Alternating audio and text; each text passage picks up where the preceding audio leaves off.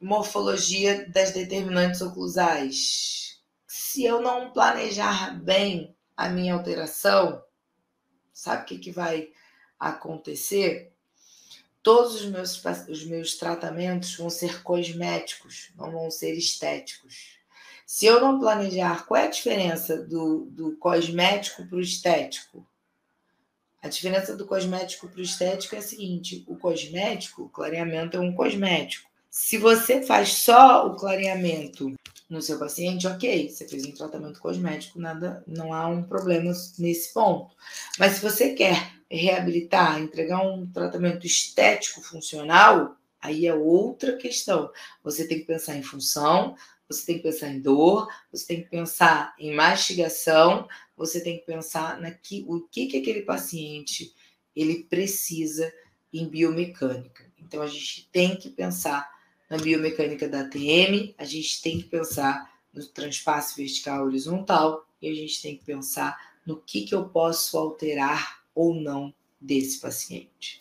Então, se eu não quero ter, olha lá, o que a gente fez? Como projetamos a mandíbula para frente, dentro do arco gótico do próprio paciente, a gente vai conseguir alterar a dimensão vertical e não gerar um transpasse horizontal exagerado.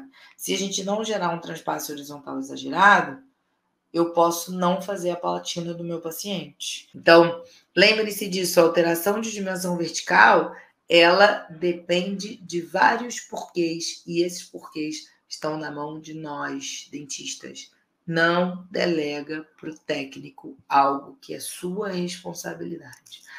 Não delega para o técnico decidir aonde vai ficar a mandíbula do seu paciente. Se você está fazendo isso, eu sinto informar que não está sendo correto com o tratamento reabilitador. Então, quem precisa fazer o posicionamento de dimensão é você.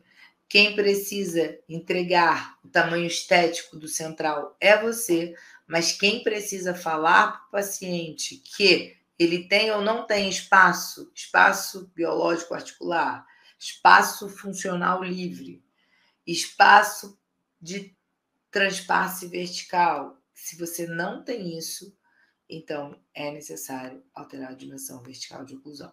Eu tenho 4 porquês alterar a dimensão vertical de oclusão. Tem 4 motivos de alterar a dimensão vertical de oclusão e eu falo bastante isso com meus alunos. Eu falo bastante o porquê, você tem que estar ciente do porquê alterar a dimensão. E detalhezinho básico que sempre esquece também. Toque bilateral de canino simultâneo na mesma intensidade significa relação centro. Então, cuidado com os seus ajustes.